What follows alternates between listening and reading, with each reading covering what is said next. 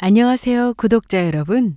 저는 30대 직장인으로 원래는 작년 가을 결혼을 앞두고 있었던 예비 신부였습니다. 그동안 결혼 준비하면서 벌려놨던 일들을 정리하느라 정신이 없다가 이제야 한숨 돌리고 저의 얘기를 이렇게 익명의 공간에 털어놓을 기회가 왔네요. 결혼을 안 했으니 저에게는 파혼 사연이라는 걸 짐작하실 겁니다. 제가 결혼을 준비하면서 겪은 예비 남편의 황당한 태도로 인해 파혼하게 된 사연을 들려드리려고 해요. 아마 지금 저처럼 결혼 준비를 하는 구독자분들이 계시다면 저의 얘기에 많은 분들이 공감하시고 속이 시원해지실 거라 생각합니다. 요즘에는 결혼할 때 남자 쪽에서 돈이 더 많이 드는 것도 옛말인 거 아시죠? 반반 결혼이니 뭐니 남녀가 공평하게 결혼해야 나중에 결혼해서 여자도 큰 소리치고 목소리를 낸다는 말을 하기도 하고요. 저도 뭘 모를 때는 같이 돈을 공평하게 보태서 결혼하는 것이 합리적이라고 생각했습니다. 여자라고 해서 팔려가듯 결혼하면 안 된다는 생각을 했어요. 물론 지금도 같은 생각이긴 합니다. 여건이 된다면 서로 더 보탤 수 있으면 좋은 거고요. 그런데 이런 저의 마음을 이용한 사람이 저와 결혼하기로 할 뻔한 남자였어요. 지금 생각해도 저에게 거짓말을 늘어놓았던 것만 생각하면 치가 떨릴 정도입니다. 남자친구와 만난 기간은 길지 않긴 했습니다. 대략 1년 남짓의 시간이었어요.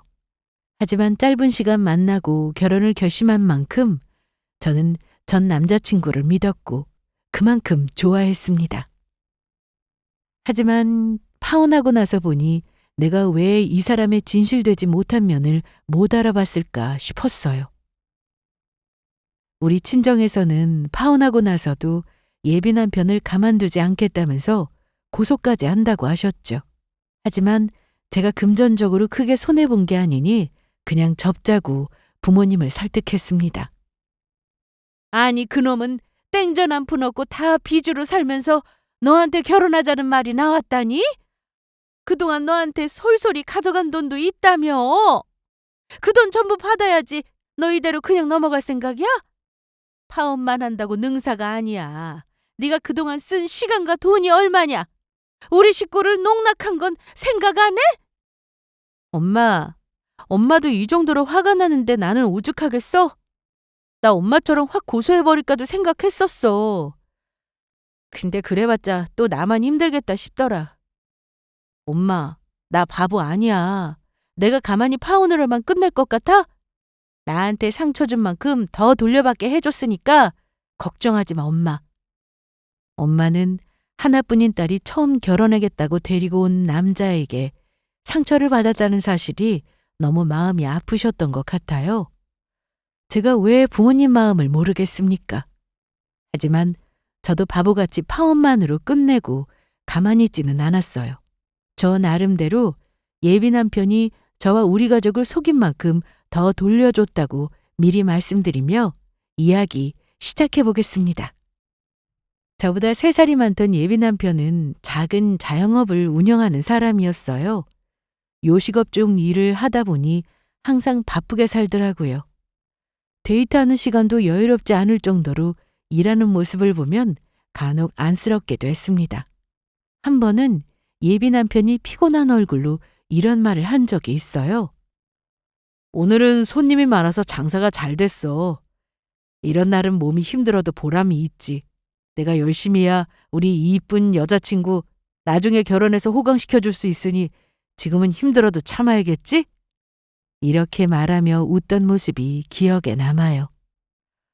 이 사람은 참 책임감도 강하고 부지런한 사람이구나 싶었습니다.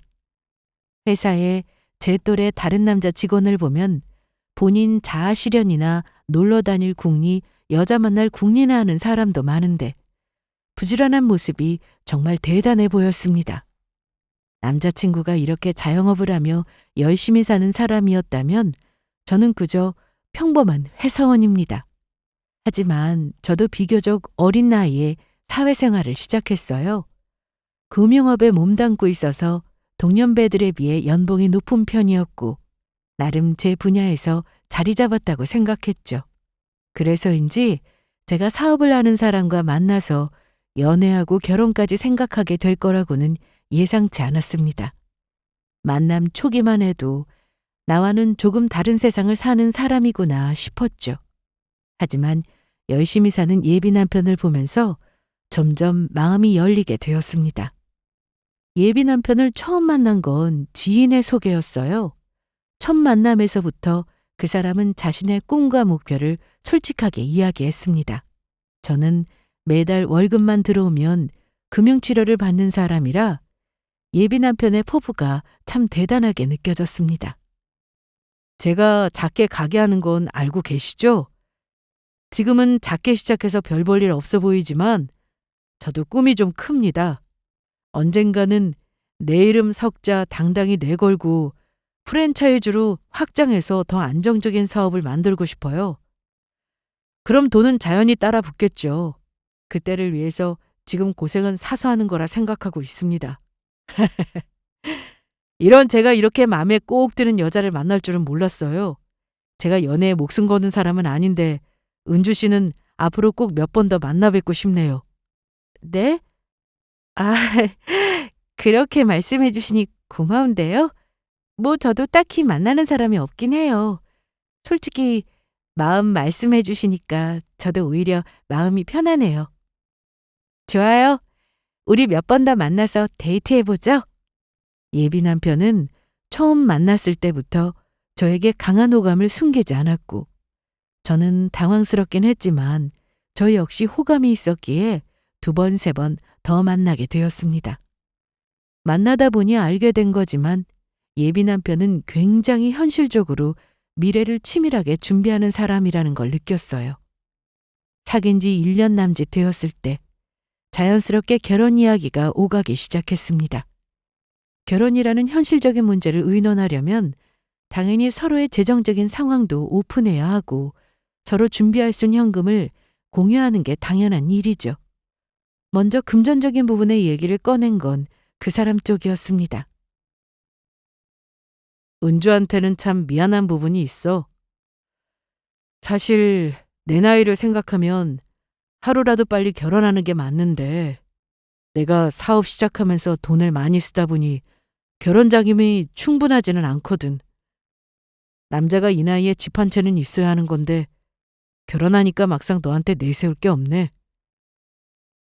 예비 남편이 미안하다며 꺼낸 말에 저는 오히려 괜찮다고 했습니다.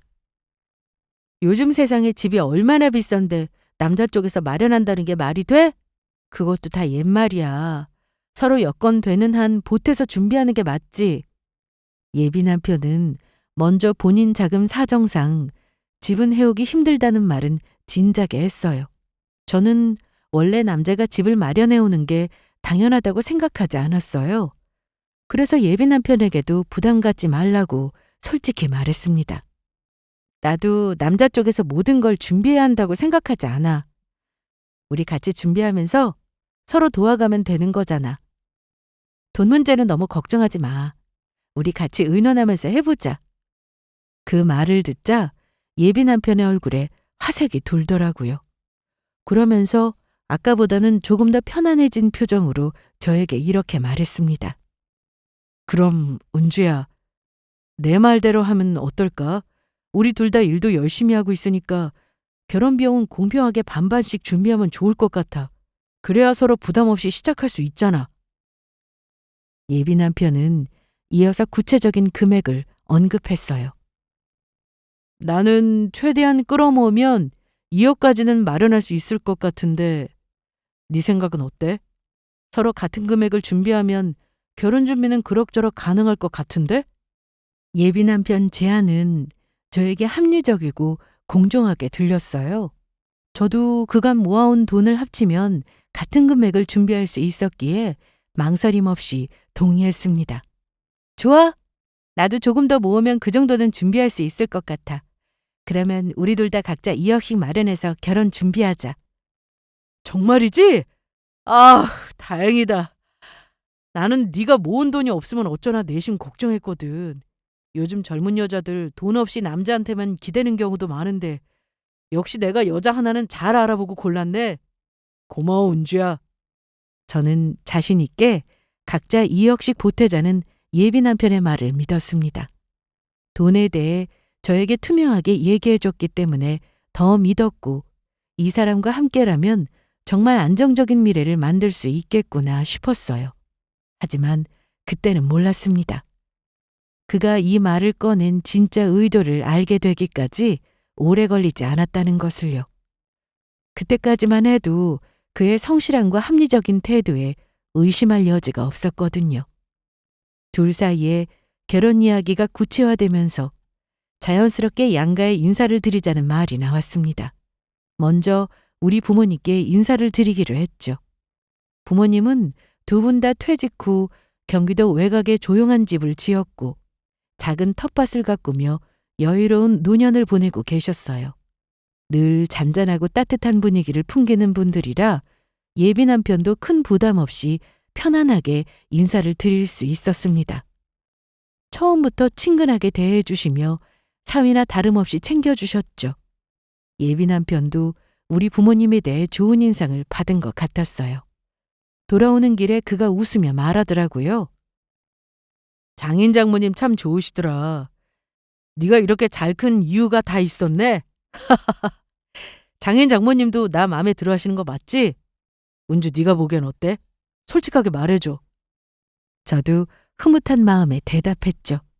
그럼 아까 우리 아빠 평소보다 술 많이 드시는 거 봤잖아. 이미 사위로 생각하고 계신 거야. 내가 외동이라 부모님이 더 좋아하시는 것 같아. 아들 하나 새로 얻는 기분이라고 너무 좋아하시더라. 첫 인사 후 우리 부모님은 사위를 아들로 생각하시겠다며 마음에 쏙 들어 하셨습니다. 그래서 저도 내심 뿌듯했어요. 예비 남편과 대화를 나누며 앞으로의 결혼 생활이 기대되기도 했습니다.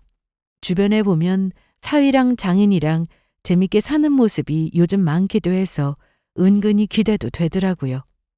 하지만 잠시 후 예비 남편이 슬쩍 제 눈치를 보며 조심스레 꺼낸 한마디에 제 머릿속이 복잡해졌습니다.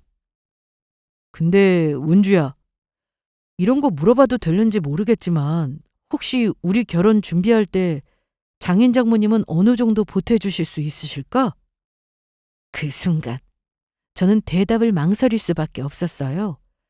우리 부모님은 소일거리로 작은 수익을 벌며 소박하게 노년을 보내고 계셨거든요.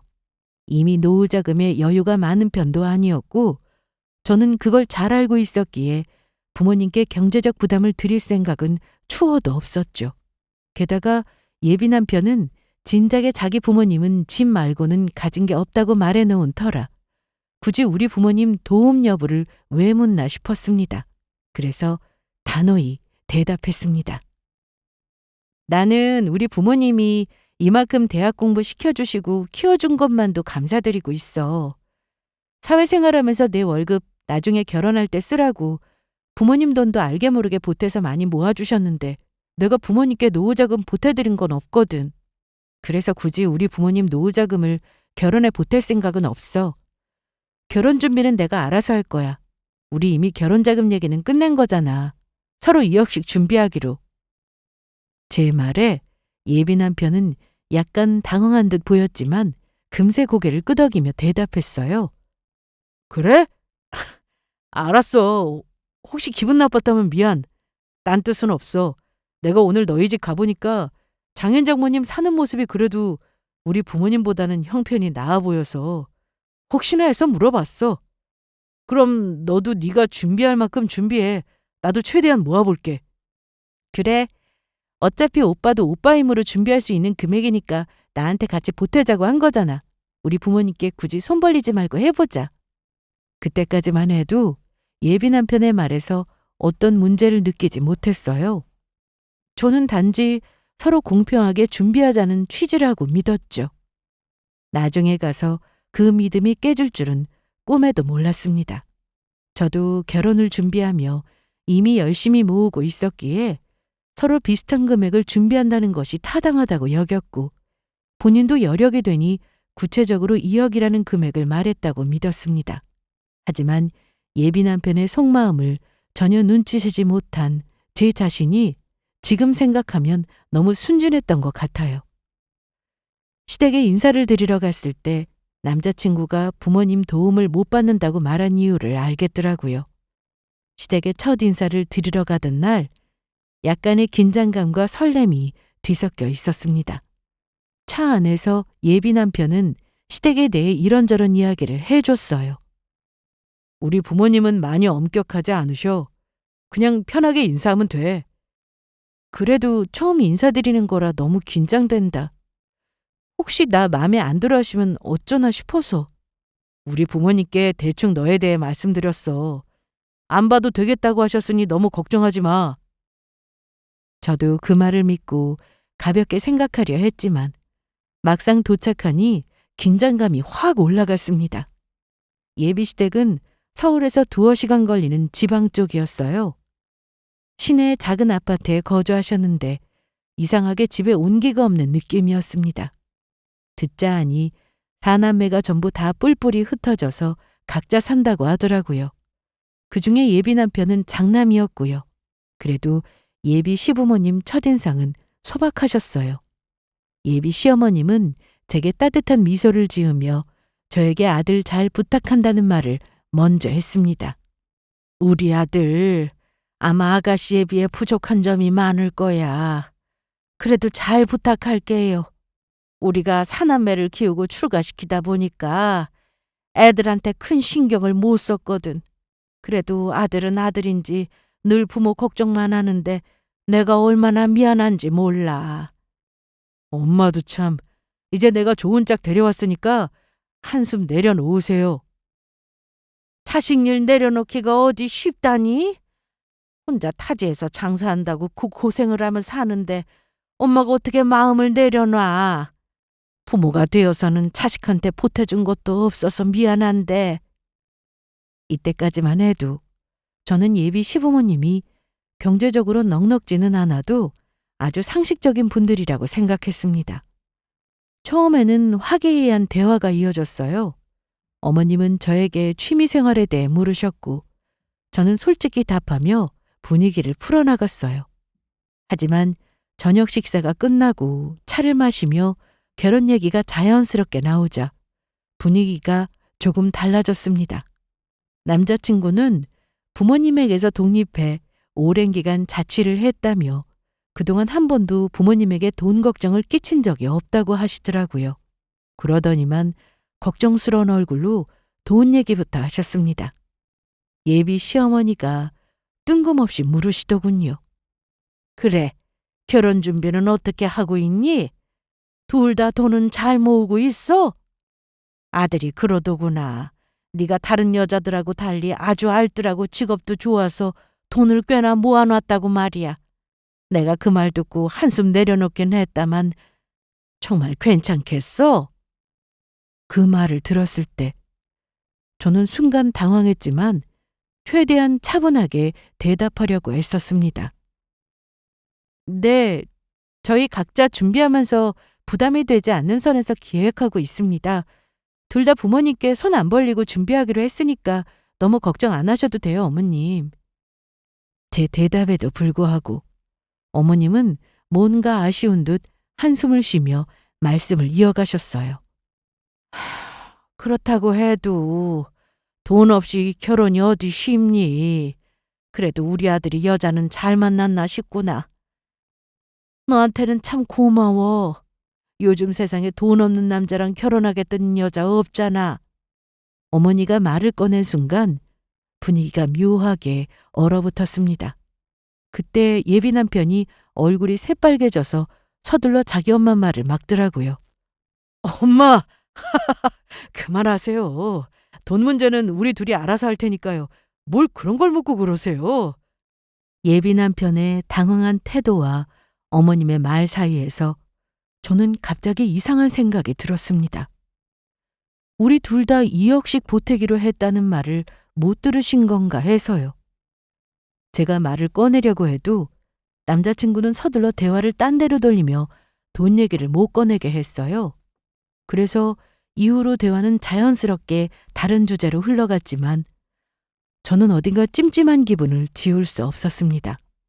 어머님의 말투와 표정에서 느껴지는 뉘앙스는 마치 예비 남편이 결혼 자금을 모으고 있지 않다는 걸 이미 알고 있는 것처럼 보였기 때문이죠. 돌아오는 길에 예비 남편에게 물어보고 싶었지만 분위기를 깨고 싶지 않아 그냥 넘겼습니다. 하지만 그날 이후로 그 말들이 머릿속을 떠나지 않았어요. 왜 어머님은 저렇게까지 말씀하셨을까? 혹시 내가 모르는 게 있는 걸까? 하고요. 하지만 여전히 남자친구는 돈을 열심히 모으자는 말을 했습니다. 양가 인사드리고 결혼 날짜를 대략 그해 가을로 결정했고 상견례는 결혼 전에 하기로 얘기를 끝낸 상황이었어요. 기간이 나름 촉박하지는 않았기에 천천히 결혼 준비를 하자 싶었습니다. 그런데 이번에는 남자친구에게 문제가 생겼습니다. 남자친구가 잘 운영하고 있는 줄 알았던 가게가 갑자기 어려운지 갑작스럽게 전에는 절대 하지 않던 아쉬운 소리를 했어요. 그때가 아마 금리가 크게 오를 시점이었는데 월세도 오르고 물가도 오르고 다들 허리띠를 졸라매던 시기이기도 했습니다. 그런데 저에게 자기가 대출이 있다는 소리를 처음 꺼냈어요. 어느 날 남자친구가 전화를 걸어왔습니다. 목소리가 어딘가 평소와는 다르게 가라앉아 있더군요. 오늘 저녁에 잠깐 볼 수 있을까? 너한테 솔직하게 얘기할 게 있어. 결혼할 사이에 숨기는 게 있으면 안 되잖아. 이렇게 분위기를 잡으면서 말한 적이 없었기 때문인지 왜 그러나 싶어 걱정이 들었지만 무슨 일인지 묻지는 않았어요. 저녁에 만난 남자친구는 평소에 자신감 있는 모습과는 달리 조금 초조해 보였습니다. 그리고 대화를 시작하자마자 뜻밖의 이야기를 꺼냈습니다. 사실 가게가 좀 어려워졌어. 그 말을 듣는 순간 저는 깜짝 놀랐습니다. 그는 항상 자신의 가게가 잘 되고 있다고 말했었거든요. 혹시나 결혼을 미루자는 말을 할까 싶어 물었습니다. 갑자기? 그동안 별말 없었잖아. 혹시 오빠 가게에 무슨 일 있었던 거야? 매출이 많이 줄었어? 남자친구는 저의 물음에 한숨을 쉬며 대답했어요. 요즘 금리도 오르고 월세도 올라서 부담이 커졌어. 물가도 계속 오르고 있잖아. 그러다 보니 가게 유지가 쉽지 않네. 저는 마음이 복잡해졌습니다. 이해는 되지만 왜 이런 이야기를 이제야 하는지 의문이 들었거든요. 그가 더 이상 말을 하지 않는 걸 보고 제가 다시 물었어요. 그동안 가게 잘 된다는 말만 했지 어렵다는 말은 안 했잖아. 솔직히 말해봐. 나한테 진짜 하고 싶은 말이 뭐야? 저의 말에 잠시 침묵하던 그 사람은 결국 말을 꺼냈습니다. 사실 대출이 좀 있어. 꽤 큰 금액인데 매출이 잘 안 나오니까 이자 내는 것도 힘들어졌어. 이러다가 우리 결혼 자금 저축하기도 힘들 것 같지 뭐야. 그 말을 듣자 순간적으로 어안이 벙벙해졌습니다. 대출이 있다니요. 그런데 왜 이걸 지금까지 말하지 않았던 건가 싶었어요. 애초에 결혼 이야기를 꺼냈을 때부터 당연히 얘기했어야 하는 게 맞죠. 저는 화가 났지만 일단은 얘기를 들어봐야겠다 싶어 차분한 목소리로 물었습니다. 얼마나 되는 대출인데? 몇천 정도면 내가 이해하겠어. 하지만 결혼 준비하겠다고 하면서 이걸 왜 이제 얘기해? 진작에 빚이 있다고 솔직히 얘기했었어야지. 예비 남편은 저의 다그침에 난처한 표정으로 고개를 숙이며 대답했습니다. 몇천 단위였으면 너한테 얘기도 꺼내지도 않았어. 사실 금액은 꽤 돼. 근데 정말 이번만 좀 도와줘. 몇 달만 이자만 내게 해주면 가게 정상화시킬 자신 있어. 네가 내 상황을 좀 이해해주면 좋겠어. 부탁 좀 하자. 내가 부탁할 곳이 없잖아. 우리 부모님 사정 너도 잘 알 테고. 어떻게 좀 안 될까? 그 순간 저는 너무 실망스러워서 말이 나오지 않았습니다. 결혼 준비를 하며 서로 믿고 의지해야 할 파트너가 이런 중요한 사실을 숨기고 있었던 겁니다. 저는 조용히 한숨을 쉬며 대답했죠. 오빠한테는 너무 실망이야. 결혼 준비하자고 할 때부터 이런 건 얘기했었어야지. 지금 와서 갑자기 나보고 도와달라니. 그럼 네가 말했던 2억은 어떻게 준비하려고 했던 거야? 솔직히 무슨 돈으로 결혼을 하자는 거였어? 내가 몇 달 도와주면 상황이 확실히 나아지는 건 맞는 거고? 물론 사업하는 사람이 빚 없이 한다는 게 어렵다는 건 압니다.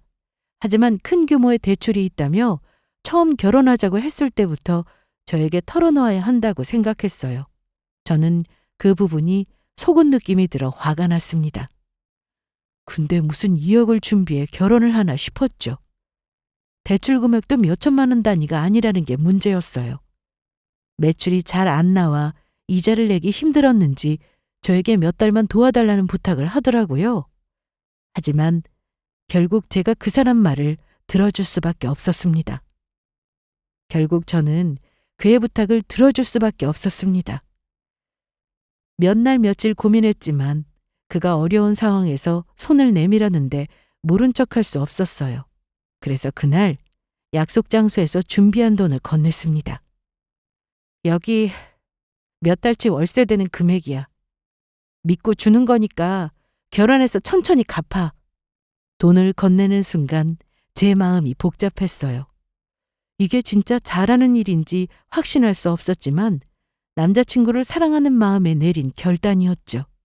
예비 남편은 돈 봉투를 받아들고 눈을 크게 뜨며 말했어요. 정말 고마워. 운주야. 진짜 너밖에 없다. 결혼하기 전에 이 돈은 꼭 갚을게. 그러면서 그는 약간 농담 섞인 말투로 덧붙였어요. 나는 돈 관계는 아무리 가족이라도 확실히 하는 사람이야. 너한테 더 이상 이런 부탁은 안 할게. 꼭 갚을 테니까 걱정하지 말고. 그 말을 들으며 저는 마음 한편이 조금 씁쓸했지만 그래도 고맙다고 연신 말하는 모습에 마음이 조금은 풀리는 듯 했습니다. 잘해봐. 일단 그 돈이면 급한 불은 끌 수 있을 거야. 그리고 다시는 이런 일 없도록 노력해줘. 무슨 일이 있으면 솔직하게 말해주고. 나도 결혼할 사람이 잘 되길 바라는 마음에 큰맘 먹고 보태주는 거야. 남자친구는 고개를 끄덕이며 약속하듯 대답했어요. 그래, 이번만 날 믿어줘. 네 말 무슨 말인지 잘 알아. 내가 결혼 전까지 반드시 다시 매출 돌려놓을 테니까 걱정 말고. 돈 빌려줘서 정말 고맙다. 내가 앞으로 더 잘할게. 하지만 그날 이후로도 제 마음속에는 작은 불안감이 자리 잡기 시작했습니다. 그 불안감이 나중에 더 큰 문제로 이어질 줄은 몰랐지만요. 어쨌든 그날 이후 저도 결혼 자금을 모으기 위해 부지런히 노력하기 시작했어요. 평소에는 크게 신경 쓰지 않았던 작은 지출도 하나하나 줄이면서 허리띠를 졸라맸죠. 직장인에게 점심시간이 어떤 의미인지 아시죠? 하루 스트레스를 푸는 시간이자 힐링 타임이라는 걸요. 하지만 저는 그 돈까지 아끼려고 매일 아침 직접 도시락을 싸서 출근했고 친구들과의 모임도 최대한 자제했어요. 평소에는 무심코 사던 커피도 대신 회사 휴게실에서 무료로 제공되는 커피를 마셨습니다. 게다가 직장에서 더 많은 일을 맡아 초과 근무를 자처하기도 했어요. 밤늦게까지 책상에 앉아 자료를 정리하고 있으면 동료들이 종종 물었죠. 은주 씨, 원래 결혼 앞두고 있으면 운동이니 피부 관리니 자기 관리하느라 바쁜데 왜 회사에서 초과 근무를 하고 그래? 갑자기 돈독이라도 오른 사람처럼. 이럴 시간에 예비 신랑이랑 데이트라도 해야 하는 거 아니야? 그럴 때면 저는 웃으며 대답했어요. 조금이라도 더 모아야 결혼해서 편하죠. 우리 예비 신랑이랑 저랑 지금 힘들 때라 한 푼이라도 결혼 전에 더 모으려고요. 저는 그렇게 말하는 게 부끄럽지 않았습니다. 남자친구에게 목돈을 빌려준 어려운 상황에서도 하루하루 목표를 떠올리며 힘을 냈어요. 그때는 힘들어도 이게 우리 행복한 미래를 위한 준비라고 믿었거든요. 정말 나중에는 제가 목표했던 금액 2억 가까운 돈을 손에 쥐게 되었을 때 뿌듯함은 이루 말할 수 없었습니다. 그동안 남자친구 역시 저에게 돈을 다 모아간다며 걱정 말라는 말을 했기 때문에 마음이 안심되더라고요. 가게가 한동안 어렵다고 했는데 위기를 잘 극복해서 다행이다 싶었습니다. 그리고 몇 달 앞으로 다가온 결혼 날짜를 생각하면 마음이 급했어요. 하루라도 빨리 돈을 합쳐서 신혼집부터 빨리 구해야겠다 싶었습니다. 예비 남편이 그동안 걱정 말라고 했던 말도 있고 게다가 어렵다고 했던 시기도 잘 넘어간 것 같아 한시름 놓았죠. 이제는 결혼 준비를 본격적으로 시작해야 할 때라 생각했습니다. 그래서 먼저 예비 남편에게 돈을 합쳐 집을 구하고 나머지 준비를 하자는 말을 꺼냈어요. 그런데 남자친구에게 돌아온 대답은 전혀 예상치 못한 말이었습니다. 예비 남편과 만나 이야기를 나누다가 급한 마음에 신혼집 얘기를 꺼냈습니다. 우리 이제 돈을 합쳐서 신혼집부터 구하자.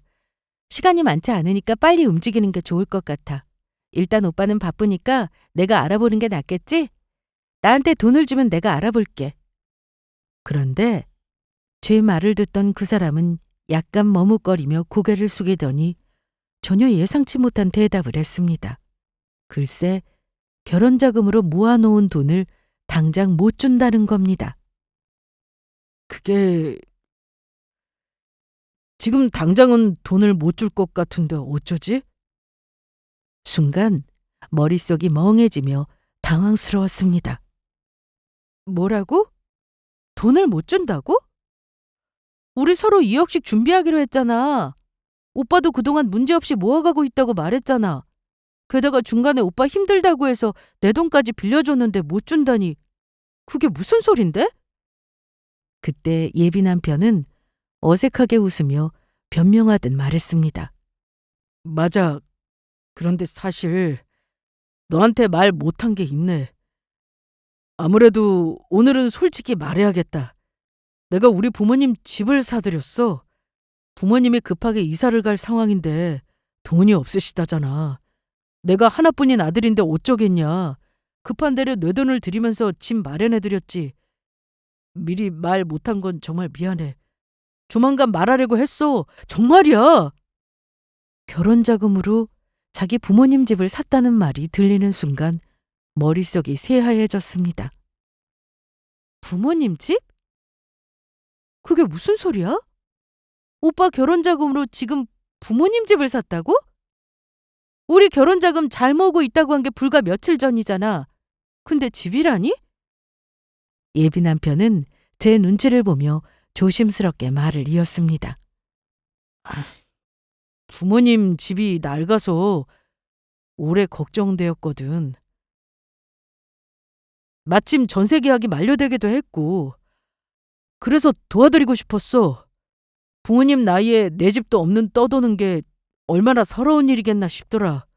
그래서 나도 모르게 우선 그쪽에 돈을 썼어. 저는 충격과 분노가 뒤섞여 말이 제대로 나오지 않았습니다. 순간 제가 준비했던 모든 계획이 무너지는 느낌이 들었어요. 오라가 치미는 느낌이었지만 일단 참고 물어봤습니다. 그럼 지금 돈이 없다는 거네? 앞으로 나랑 결혼 준비는 어떻게 할 생각인데? 제가 묻자 예비 남편은 피곤한 듯 한숨을 쉬더니 이렇게 대답하더군요. 맞아. 지금은 돈이 없어. 2억은커녕 빚진 것만 있어서 마이너스지 뭐. 나도 참 고민 많다. 너한테 털어놓기 쉽지 않아서 그동안 많이 힘들었어.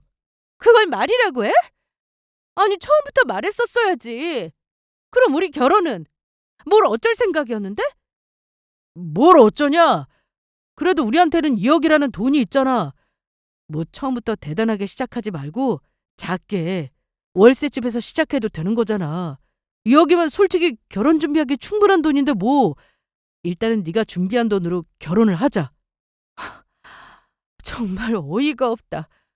그러니까 지금 오빠 돈은 전부 부모님 집 사는 데 썼고 내가 모은 돈으로만 결혼을 하자는 거네? 내가 모은 2억으로 우리 결혼 비용을 다 부담하라고? 뭐 말하자면 그렇지. 그래도 그 돈 있으니 얼마나 다행이냐. 제가 그동안 얼마나 고생하며 돈을 모았는지 뻔히 아는 사람이 그걸 당연하다는 듯 말하다니요. 어이없고 황당했지만 한편으로는 너무 화가 나서 차분히 물어볼 수밖에 없었습니다. 그럼 오빠가 그동안 잘 모으고 있다는 건 다 거짓말이었네?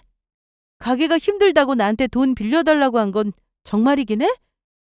내가 도대체 오빠 말을 어디서부터 어디까지 믿어야 할지 모르겠다. 남자친구는 제 분노를 보며 당황한 듯 변명을 이어갔습니다. 아니야. 가게 힘들었던 건 정말이야. 근데 생각해봐. 어차피 결혼하면 내 가게도 결국 네 재산이나 마찬가지야. 우리 결혼이잖아. 너도 나를 좀 믿고 도와줘야지. 부모님을 도와드리려다 보니 그렇게 됐어. 그 순간 저는 더 이상 말을 이어갈 수 없었습니다. 예비 남편은 마치 제가 준비한 돈으로 결혼하는 게 당연한 일인 것처럼 말하고 있었고 그 태도에 실망을 넘어 분노가 차올랐죠.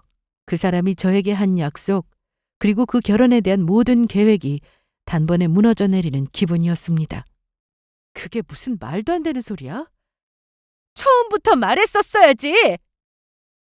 결혼 자금을 다 써버리고 이제 와서 나한테 가진 2억을 꼭 오빠 돈인 것처럼 말하는 건 뭔데? 나더러 결혼 자금을 전부 해결하라는 거잖아. 그런데 제가 계속 화를 내자 예비 남편의 태도가 갑자기 돌변하더라고요. 갑자기 싸늘하게 저에게 이렇게 말하는 겁니다. 결혼하면 결국 부부는 하나가 되는 거잖아. 부모님 집도 결국 내가 물려받을 거고 그게 자산인데 뭐가 문제야? 신혼부부가 처음부터 힘들게 시작하는 게 당연하지 않아? 그의 뻔뻔한 태도에 더 이상 참을 수가 없었습니다. 힘들게 시작하는 게 당연하다고? 내가 그 돈을 어떻게 모았는지 알면서 네가 그런 말을 해? 오빠가 분명 서로 2억씩 준비하자고 해서 나도 고생하며 모은 돈이야. 근데 이제 와서 오빠 돈은 부모님 집에 다 썼으니 내가 다 내라는 거야? 그러자 예비 남편은 약간 짜증이 섞인 목소리로 대답했어요. 아니, 네가 나 좀 이해해주면 안 돼? 결혼할 사람끼리 네 돈 내 돈 따지는 게 이상하지 않아? 네가 이렇게 나오면 내가 곤란하잖아. 그 말을 들어보니 그 사람은 제가 모은 2억을 자신의 돈처럼 생각하고 있다는 확신이 들었습니다. 화가 머리끝까지 치밀어 오르더라고요. 곤란해? 그럼 나더러 내 돈으로 네 부모님 집까지 책임지라는 거야? 결혼은 네가 약속한 걸 지키는 것부터 시작해야지. 네가 뭘 준비했는데? 약속했던 2억은 다 어디 갔는데? 돈도 없으면서 뭐? 우리한테는 2억이 있지 않냐고? 오빠 지금 나랑 땡전 한 푼 없이 결혼하겠다는 거잖아. 이게 말이 된다고 생각해? 그랬더니 예비 남편도 저에게 버럭 화를 내더라고요. 내가 돈이 없긴 왜 없어? 엄마 집이 결국 내 집이 될 건데 그게 자산이지. 저는 어이가 없었습니다. 시부모님 집이 마치 당장이라도 자기 것인 양 말하고 있었고 제가 고생하며 모든 돈을 당연히 결혼에 쓰겠다는 태도도 보였습니다. 뭐라고? 오빠는 부모님 집을 오빠 자산이라고 생각해? 그건 네 부모님 재산이지 오빠 거 아니잖아. 당연히 내 것도 아니고. 설마 그걸로 결혼 자금을 대신할 생각이었어? 그는 별일 아니라는 듯 어깨를 으쓱하며 말했습니다. 결국 나중에 내 집이 되는 거잖아. 지금은 부모님 명의지만 어차피 돌아가시면 내가 물려받을 건데 뭐가 문제야? 그 말을 듣자마자 저는 믿기지 않아 멍하니 남자친구를 쳐다봤어요. 그날 그 인간의 태도는 도저히 제 상식으로는 이해할 수 없었습니다. 결혼자금으로 자기 부모님 집을 샀다는 말을 들었을 때도 당황했지만 나중에 자기 재산이 된다면서 덧붙인 말은 정말 충격적이었죠. 그 태도에 억울함과 분노가 치밀어 올랐습니다. 그래서 오빠가 결혼자금을 전혀 준비하지 않은 것도 다 그런 이유야? 부모님 집을 믿고 그냥 손 놓고 있었던 거야? 그리고 내 돈으로 결혼하자 이 말인 거네? 제가 차갑게 묻자 그는 오히려 저를 이해하지 못하겠다는 표정으로 대답했어요. 아까도 말했지만 처음부터 모든 걸 갖추고 시작할 수는 없는 거야. 결혼 초기에 좀 고생해도 둘이 벌면 뭐가 문제야? 처음엔 힘들게 살아야 성공의 달콤함도 아는 법이야. 내가 사업하는 사람인데 그걸 모르겠어? 우리 같이 보니까 금방 일어설 수 있다고. 고생? 나는 오빠랑 같이 고생하려고 결혼하는 게 아니야. 분명 처음부터 2억씩 준비하자고 한 건 오빠였어. 그런데 이제 와서 돈이 하나도 없고 결국 내 돈으로 결혼을 하자니. 대한민국의 어느 여자가 좋다고 하겠어? 오빠가 이렇게 나온다면 답은 하나야. 우리 결혼은 여기까지야. 나는 내가 모은 돈 전부 다 갖다 바칠 생각 없어. 오빠가 나를 이렇게 우습게 보면서 결혼하려는 건 용납 못해. 뭐? 은주야, 그게 아니야. 내 계획을 자세히 들어봐. 그는 당황한 표정으로 저를 붙잡으려 했지만 저는 단호히 그의 손을 뿌리치며 자리에서 일어났습니다. 이게 끝이야. 우리 둘 다 더 이상 시간 낭비하지 말자. 아참, 내가 오빠한테 빌려준 돈 말이야. 다행히 차용증도 있고 계좌 이체 내역도 있는 거 알지? 딱 3일 줄게. 이자는 봐줄 테니까 한 푼도 빠짐없이 내 통장으로 붙여. 내 할 말은 이게 다야. 이제 그만하자. 파혼이야. 너 지금 돌아서서 나가면 우리 진짜 끝이야. 잘 생각해봐. 누가 더 손해인지. 저를 붙잡으며 마치 자기를 놓치면 제가 손해라는 듯 말하길래 코웃음 추며 대답해줬습니다. 글쎄, 누가 손해인지 딱 알겠는데? 나 지금 와서 생각하니까 오빠가 전부 의심스러워. 가게 빚 있다고 할 때 나한테 돈 빌려간 것부터가 의심스럽다고. 정말 2억이 있긴 했던 거야? 내 돈으로 결혼해보려고 수작 부리는 거 아니냐고. 지금부터 내가 다 파헤쳐서 알아낼 테니까 단단히 각오하는 게 좋을 거야. 제가 일침을 놓으니 당황한 얼굴로 저를 붙잡으려고 하더라고요. 하지만 저는 단호하게 뿌리치고 자리를 떠버렸습니다. 그리고 바로 부모님께 모든 사실을 말씀드리고 파혼하겠다고 했어요. 부모님도 난리가 나셨죠. 노발대발하시며 그놈 뭐하는 놈인지 다시 알아봐야겠다고 하시며 지인들을 총동원하셨습니다. 엄마는 제 얘기를 다 들으시고는 아무래도 처음부터 별것도 없는 놈이 저에게 콩고물을 받아먹으려고 철저하게 계획하에 거짓말을 한 것 같다고 하셨어요. 제 전화기에는 그날 이후 불이 나긴 했습니다. 남자친구가 계속 연락을 해왔거든요. 구구절절 매달리며 결혼하자고 다시 생각해달라고 했지만 저는 빌려간 돈이나 갚으라고 했습니다. 몇 달치 가게 월세로 거의 1,000만 원 돈이었는데 저는 무슨 수를 써서라도 그 돈을 되돌려받을 생각이었어요. 하지만 며칠 후에 저는 아빠 지인을 통해 남자친구 뒷조사를 하고 어이없는 사실을 전해 듣게 되었어요. 저는 거의 사기꾼이나 다름없는 인간에게 결혼 사기를 당할 뻔했더라고요. 너 파혼하길 천만다행으로 알아. 그놈이 운영한다는 가게? 그거 사장이 따로 있다더라. 거기서 월급 받는 주방장인데 뭐 월세가 어쩌고 어째? 나쁜 놈 같으니라고. 원래부터 돈도 없던 놈이야. 물어보니까 사장이 그놈 자르려고 하는 걸 사정사정해서 붙여있다고 하더라. 대체 그놈 부모는 이 사실을 알고 있는 거야? 알고 너랑 결혼시키려고 한 거면 몽땅 다 사기꾼 집안이지 뭐니. 뭐 2억으로 부모님 집을 사? 그것도 다 거짓말이래. 처음부터 네 돈으로 결혼까지 하려고 했던 놈이야. 너 그놈한테 돈 빌려준 거 있다며. 당장 받을 방법이 있는 거야? 뭐? 그럼 처음부터 다 거짓말이었다는 거네? 설마 했는데 역시 그랬어. 걱정 마 엄마. 나한테도 다 방법이 있으니까. 부모님은 고발이니 뭐니 방법을 총동원하라고 성하셨습니다. 가게도 찾아갔지만 그 인간은 우리 가족이 찾아올 걸 알았는지 벌써 자취를 감췄더라고요. 참 허무했습니다. 하지만 다행히 저에게 그놈의 인적사항이 모두 있었어요. 결혼 준비하면서 어쩌다 보니 개인정보를 알게 되었거든요. 저는 빠르게 법적으로 조치를 취했습니다. 제 돈을 떼어먹었으니 당연히 고소도 했고 동시에 법원에 제 채권에 대해 권리를 행사하기 위한 조치를 취했어요. 제가 금융계에 있다 보니 어떤 조치를 해야 하는지 확실히 알고 있어서 다행이었죠. 얼마 후 통장이 지급정지가 되자 그 인간이 어쩔 수 없이 연락이 왔더라고요. 야, 파혼이면 파혼인 거지 왜 남의 통장을 압류하고 그러냐? 나는 뭐 손가락 빨고 살라고? 고발장은 또 뭔데? 결혼까지 하기로 한 사이였는데 너 나한테 이렇게까지 할 거야? 부탁이니까 그만해. 내가 네 돈은 마련해서 줄 테니까. 통장 압류 풀고 싶으면 오늘 내로 내 돈 붙여. 안 그럼 꿈도 꾸지 마. 그리고 나한테 혼인빙자해서 돈 가지고 사기친 거잖아. 당연히 내가 당한 건 갚아줘야지 않겠어? 저는 그놈이 뭐라 하든 말든 전화를 끊어버렸습니다. 아쉬운 놈은 제가 아니라 그놈이었을까요? 저야 그 돈 솔직히 인생 공부했다 생각하고 안 받아도 그만입니다. 하지만 그 나쁜 놈이 저한테 한 것처럼 다른 여자한테 사기치고 다니는 건 막아야죠.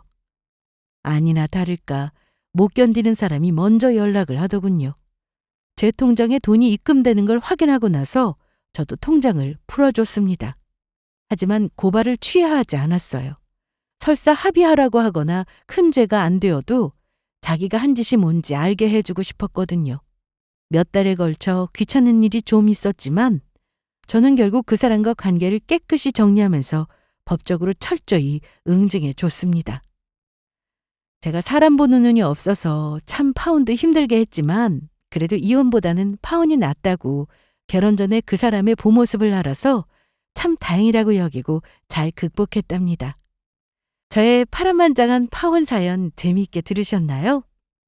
부끄럽지만 저의 개인적인 얘기를 이렇게 하는 이유는 구독자분들은 저처럼 똑똑지 못하게 결혼 준비하며 속지 않았으면 하는 마음에서입니다. 계산적으로 결혼하라는 게 아니라 적어도 결혼할 사람이라면 상대방에게 모든 걸 솔직하고 정직하게 내보여야 한다고 생각해요. 조금이라도 찜찜한 게 있다면 그 결혼은 안 하는 게 맞습니다. 작았던 문제가 눈덩이처럼 불어나듯 커져서 나를 다치게 할 수도 있다는 걸 명심하세요. 저의 사연은 여기서 마치겠습니다.